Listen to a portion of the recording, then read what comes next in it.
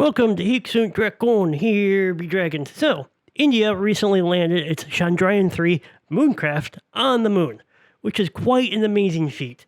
In fact, while they were trying to land their lander on the moon, Russia yeeted their lander right into the moon at really high speeds and converted that thing straight into pure energy. Now, of course, some people are going to find this pretty cool. Other people are going to get their panties all twisted up. And, well, you know who those people are, flat earthers.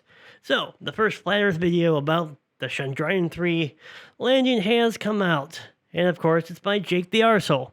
So, let's see what Jake the Arsehole has to say about the Indian moon landings. Let's go. Take it away, Jake. All right, y'all. Are you ready to break down this nonsense? Ready or not, here we go. First things first, what we see on the screen is computer generated. It is not real. It doesn't even look real. I hope nobody believes that that is an actual spacecraft landing on the moon. That's definitely a computer graphic, so a computer graphic is not evidence of anything landing on the moon at all. So we can take this computer graphic and we can throw it out immediately. Well, he's correct, and that is absolutely a graphical representation of the moonlander. I mean, how would you expect them to actually get video of the moonlander in the first place? Should they have sent a second lunar lander to follow the first one just to take video of it to prove to flat earthers that they're really landing on the moon? You know, I mean, that would cost, what, millions of extra dollars? Or maybe they should have sent a guide to the moon to stand there and take, video of this thing coming and landing. No. Okay? What they have is they have a representation that the data is showing of what it's currently doing, which is kind of nice of them. They could have actually just given us a screen with a bunch of numbers on it, like they've done in the past, but this time we got a nice little picture. I mean, what is there to complain about? And how does that even actually show this was faked? In fact, this is showing it isn't fake because we were seeing actual data coming in. Anyways, flat earthers, what are you going to do? All right, let's move on. Next, they show us a room full of people clapping and cheering. However, people clapping and cheering does not prove that anything landed on the moon. So we can take this footage and we can throw it out as well. Seriously. Just because they're clapping, it must be fake. Clapping isn't proof they faked it. In fact, clapping that something happened is in fact evidence that something did in fact happen. Flat earthers, All right, let's continue. So if you're looking for actual evidence that India landed a spacecraft on the moon, this is about the best that you're gonna find. And it's pretty terrible. I mean, look at it. This grainy crap in the background is supposed to be the moon. And don't you just love how they always have an obstructed view? I mean, it's 2023 and nobody can figure out how to mount a camera so that you can get a clear view of the moon landing. No, you always have to have a panel in the way blocking like half the shot.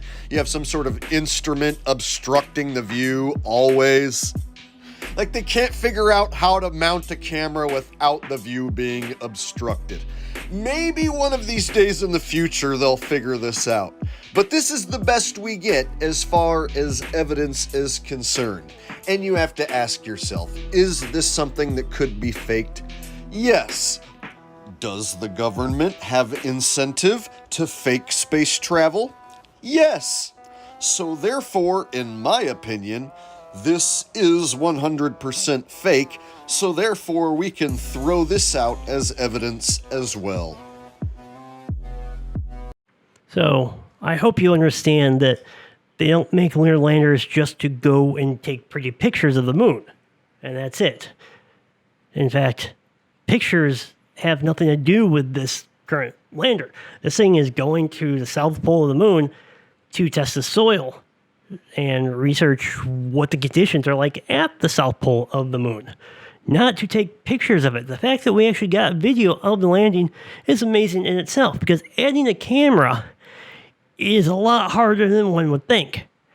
These things have incredible tolerances, and they have to be built perfectly balanced and everything else. Adding a little camera can set the weight off and everything. So we should be happy. Now, once you can build your own moon lander that has no obstructions, a great, wide 4K video, then you just need to be quiet about any obstructions. Let's move on.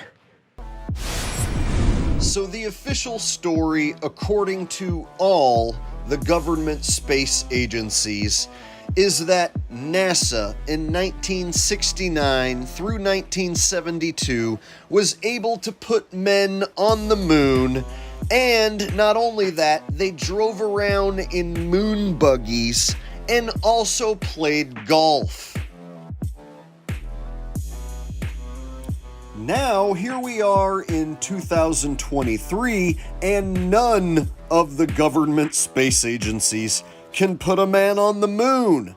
They can only send unmanned rockets to the moon. Think about that. Technology went in reverse as far as people walking on the moon is concerned.